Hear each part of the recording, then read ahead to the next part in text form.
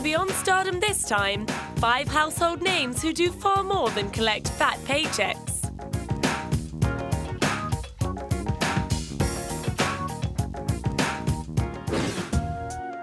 This multi-million-dollar budget man made his first feature film for just $400 at the age of 16.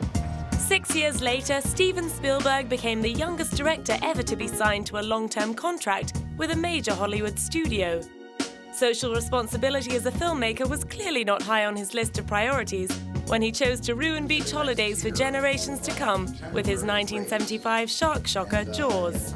But 18 years later, after a dream run of big box office crowd pleasers, he was ready to use his attention-grabbing talents for good instead of evil.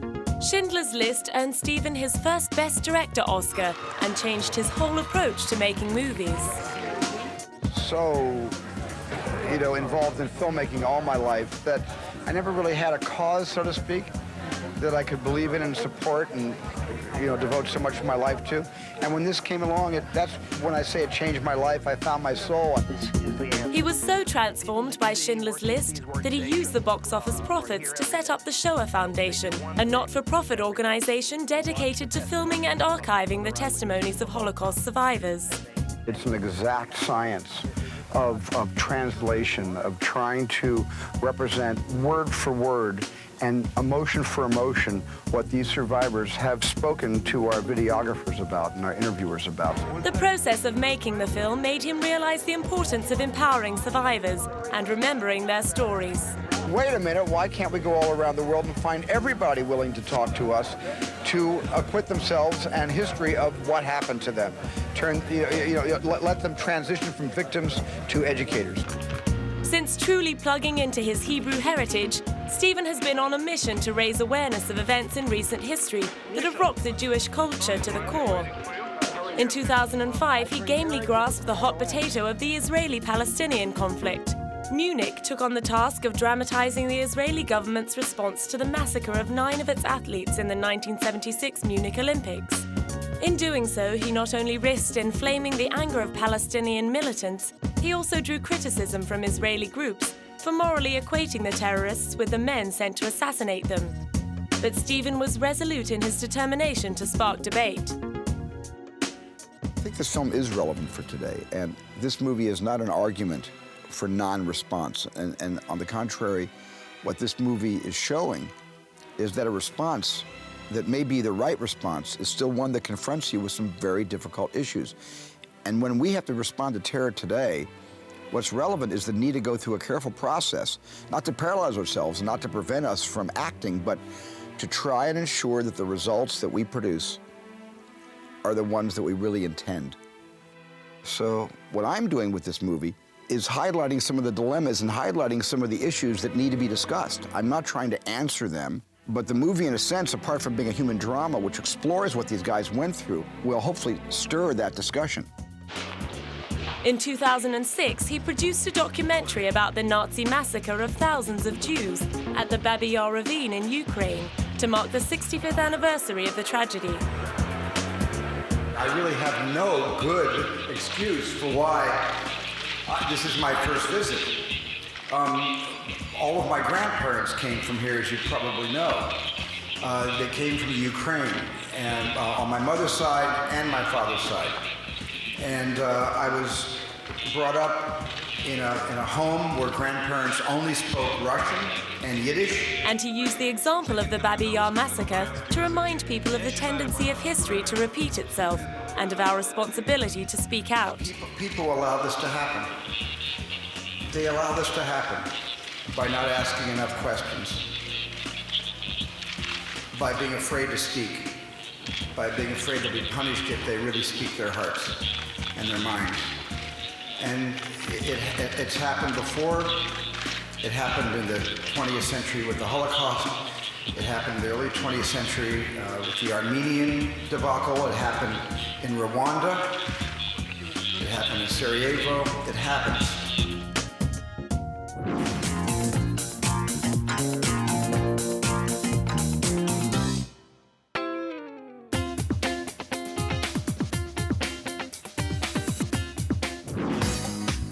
glamorous Tomb Raider has been quoted as saying, "I am still at heart and will always be just a punk kid with tattoos." It may seem hard to believe now, but Angelina Jolie was initially turned down from modeling agencies. She dropped out of acting classes at the age of 14, dyed her hair purple, and moved in with her boyfriend. But by 16, she'd returned to acting and scored her first role as a German dominatrix. Her first leading role in a major film came at the age of 20 in Hackers. She's gone on to win 3 Golden Globes and an Oscar and star in a raft of big-budget flicks. Yet it is the things that Angelina gets up to off-screen that have earned her the most column inches. Since she divorced Hackers co-star Johnny Lee Miller and married Billy Bob Thornton, the media have been obsessed by her love life. And Angelina has helped fan the flames with her long-running affair with Japanese model Jenny Shimizu. But after she and Billy Bob parted ways, the gossip magazines were desperate to hook her up with everyone. No, sometimes, I think it's more the world we live in, that people seem more focused on what people are wearing and who people are dating than other things in the world. So I'm less frustrated about it for me personally, more just thinking about that that's society. So it's strange. But the world's sexiest woman gave the trash weeklies plenty to gossip about when she signed up to star opposite her male equivalent in the comic thriller Mr. and Mrs. Smith. In the face of all evidence to the contrary, Angelina insisted the mutual admiration was purely professional. What I feel about him, I think he's amazing, and he's a great actor. He's a wonderful guy. He's funny. He was a joy to come to work with. He's great. But within months, she and Brad Pitt were shacked up together, and Jennifer Aniston was filing for divorce. Within a year, Angelina had broken with her tradition of adopting her children from the Third World and confirmed that she was pregnant with Brad's baby, Shiloh, who was born in September 2006. But having her own biological child didn't spell the end of Angelina's adopting antics. In March 2007, she rescued 3-year-old Pax from an orphanage in Vietnam. I do love to adopt, and it feels very natural for me to adopt children. You know, my son is my son, and so I think if children need a home, to adopt them is wonderful. You know, and I will be looking into you know, the orphans that have just lost their parents, but you know, always wherever there's a need. So we'll see how big my family grows over time. Nor have the responsibilities of caring for her swelling family dented her incredible commitment to a staggering number of humanitarian causes. While the media feed hungrily on rumors of eating disorders, mental problems, and relationship strife, Angelina is out saving the world in her capacity as Goodwill Ambassador for the UN's High Commissioner for Refugees. In 2005, she and Brad visited casualties of the Kashmir earthquake in Pakistan. This is from the earthquake? From the earthquake, yeah. That's right. She had multiple surgeries of both the arms. So, not complicated cases were sent to us. Is she feeling better? How is she feeling? बेटे आप सही हो? तबीयत कैसी है?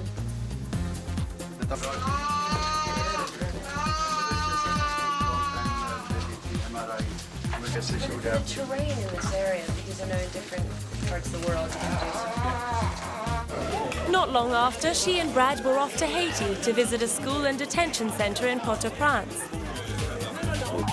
They were there to support the efforts of Wyclef Jean's charity program, which aims to give children in the violence-ravaged country more opportunity. Given just a little chance and given a little help, that this is going to be an amazing country, as it should be and as it once was. It was on this trip that she granted People magazine first rights to her visibly apparent baby bump in return for a $500,000 donation to Wyclef's charity. Over the last few years, she's taken on missions to Tanzania, Russia, Sri Lanka, Sudan's Darfur region, Thailand, Lebanon, and Beirut. Most recently, she witnessed firsthand the plight of Iraq War refugees stranded in the blazing desert near the Syrian-Iraqi border. She covers all the costs for those missions herself, as well as donating millions of dollars from her Hollywood earnings to the causes she supports. Clearly deserving of the UN award she received in recognition of her tireless devotion to humanitarian work, Angelina herself was embarrassed by all the fanfare. I find it very a kind of a strange thing to get an award for this kind of work. So I was just I was a bit shy about it in coming out, but then I realized it was a great organization, so I just wanted to join the evening. But I still find it a bit strange. Thank you very much.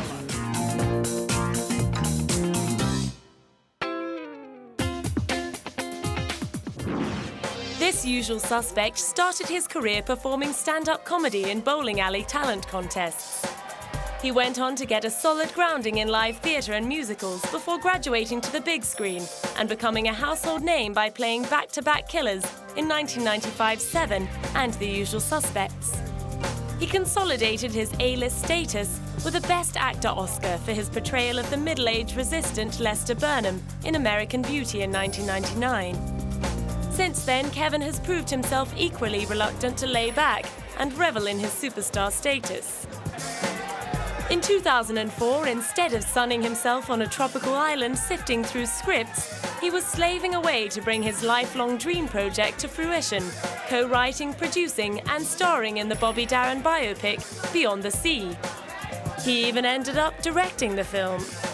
Yeah, but I didn't intend on directing it. It just fell to me because the directors I wanted to have do it couldn't do it for years, and I knew if I didn't do this movie last year, I'd never get a chance to do it. So it fell to me, and I'm glad I did it. I mean, it was an incredible experience, but I couldn't have done it without all those people on that poster and a lot of people on the end credits of this film.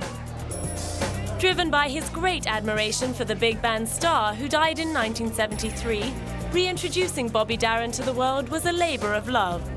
Because I think he is really probably one of the last great all-around entertainers that we ever had. And because he died at the age of 37, he's largely been forgotten. I mean, people know his music, but they don't know anything about Bobby. The trajectory of his work, how much incredible and impressive different genres of music that he hit over the years. So I hope this movie turns the spotlight back onto Bobby Darin. Kevin also did all his own singing and dancing and performed several tribute concerts to promote the movie. His great appreciation for the work of other artists and his genuine desire to foster and encourage talent drove Kevin to develop an online community to provide access and communication for aspiring filmmakers and screenwriters.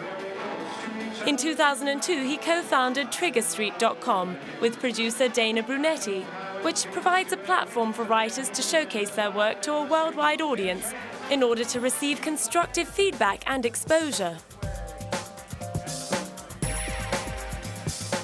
It's astounding, you know, how many people go to a site like Trigger Street and just look at the material, let alone the number of real full-time members that we have who just have dedicated themselves to learning and growing as a community and, you know, debating about films and reviews, and you know, they're very active and very loyal, and it's for us, they're the reasons why this site has been a success, is because the community has made it work.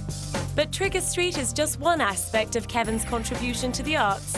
Since 2004, he's all but kissed goodbye to Hollywood to hole himself up in London as artistic director of the Old Vic Theatre. The decision to hire a film star to run one of England's oldest theatres raised some eyebrows, but Kevin was up for the challenge. There is a remarkable history of actors who both worked in both Hollywood films and yet their first love was the theater. So I hope that tradition will just continue.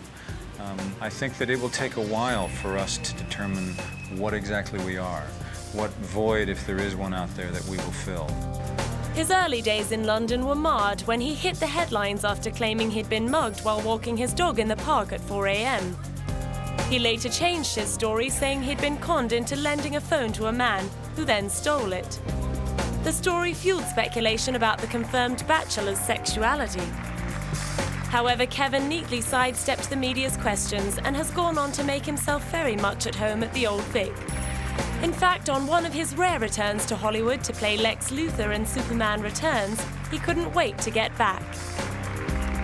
But I must say, this is lovely and this is nice, but I prefer going to work every day quietly and doing all I can on behalf of one of the great British institutions, the Old Vic.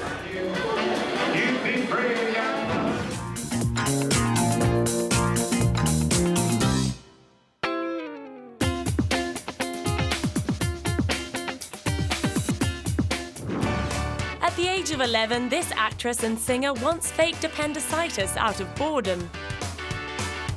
Another little-known fact about Toni Collette is that she was the first choice to star as the romance-obsessed Singleton in Bridget Jones' Diary. She had to turn the part down because of her commitment to a show on Broadway. Since piling on 18 kilos in 7 weeks for the Aussie comedy Muriel's Wedding in 1994, she's wowed Broadway as Queenie in The Wild Party, earned an Oscar nomination for *Sixth Sense, and starred in a wide range of mainstream and art house movies, including In Her Shoes with Cameron Diaz. How did you find the whole premiere experience? It's interesting. It's actually our midway through. This is our midpoint. I think it's further than that, actually. Yeah. Well, I think it really depends on the film, and with this film we did have a really great experience. It was really satisfying, and we made some good buddies, and it's really, I feel really proud to be able to come to London and stand up and say, you know, here's our movie, we hope you like it. The film was written off by some as a chick flick. Well, I can understand why someone would assume that, because it's about 3 women and told by 3 women, but really it's about family, and it's about what, you know, what we go through as human beings. So It's a human experience. It's something that we all, man or woman, we go through evolution and we find out more about ourselves. it's about embracing change. Yes. We all face that. She embraced Eastern culture in 2004's Japanese Story. It's such an ancient, very traditional culture, and I think, like I was saying before, I mean, I was in Nepal climbing a mountain and looked down and saw this little hut that had Coca-Cola on the roof, and I was like, oh, this is dismal. And Japan is so its own thing, and it's really something to admire. Despite 2006 being one of her busiest acting years yet, Toni managed to find the time to release her first album, Beautiful Awkward Pictures, under the band name Toni Collette and the Finish. No doubt spurred on by her muso husband Dave Galafasi, she went on tour. Later in the year, she was able to combine her love of singing with her activist passions, signing up to headline the Sydney leg of the Live Earth concert to raise awareness of environmental issues. She shows the same kind of grassroots commitment to her filmmaking career, supporting small independent festivals like Sundance. I think it's important because there are so many small films that don't actually get a chance, and Sundance is a festival that promotes a film, no matter how really big the budget, you know. It can be tiny, but if it has a good story, it can still get out there in the world and be seen by audiences, which is why we make it. Mind you, it was hardly all work and no play. I went snowboarding. I love swimming in the heated pools and rolling around in the snow. But I think the best part about, you know, events like this and festivals is that you get to hang out with your mates that you worked with, you know, because you have such an intense experience, and then I fly back to Australia, and so it's nice to get together again and have some fun. And if snowboarding at Sundance was fun, being invited to sit on the Cannes Film Festival jury in 2007 was an absolute blast. I was sitting in a makeup chair earlier in the year, and I said to my makeup artist, how does one get chosen to be on the jury at Cannes? It'd be bloody amazing. And then a couple of months later, out of the blue, it was there. So it came in an email. I said yes.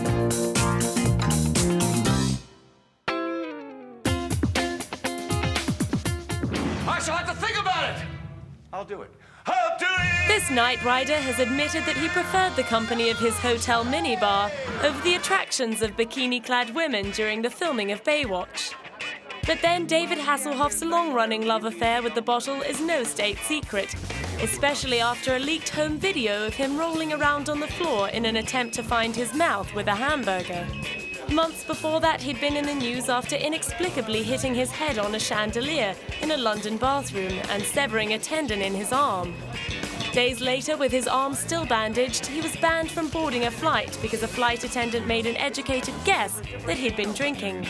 Despite his miserable record, just a few days after the damning video came to light, David was handed sole custody of his 2 daughters at the conclusion of his long and bitter divorce battle with the girl's mother, Pamela Bach.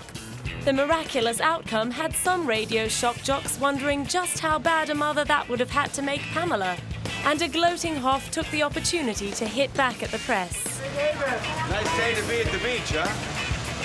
What are you guys all doing here? Despite his little outburst, it's fair to say that David truly subscribes to the theory that there is no such thing as bad publicity. He's certainly never afraid to embarrass himself in front of the camera. On a trip to Australia in 2006, he dug up an old song by Ted Mulry and parodied his own 80s Knight Rider image. I like to have as much fun with my characters I play as everyone else does. And, you know, I actually went on television and took on all of Australia with my own T-shirt that said, "Don't hassle the Hoff." And when you see that, that's mine. And so we found a Knight Rider car. We found a song called "Jump in My Car" with the Status Quo guitars. A guy named Harry Vanda, who was kind of a legendary writer here years ago, who wrote "Love Is in the Air." He wrote "Friday on My Mind." And Ted Mulry was.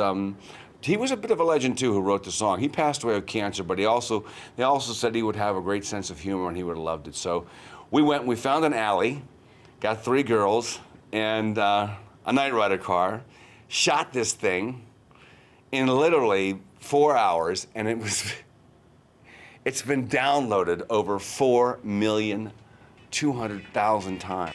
And it's not the first time that the boy from Baltimore has had the last laugh. Back in 1989, after being cast in Baywatch, the series got cancelled after only 1 season. Dancing to the beat of his own drum, the Hoff backed his hunch that the show had potential, ploughing his own money into a second series and signing on as executive producer. The show ran in syndication for another 10 seasons, and according to the Guinness Book of Records, Baywatch is the most watched TV show in the world. And the success of the show, along with David's other ventures, have put his estimated fortune at $100 million.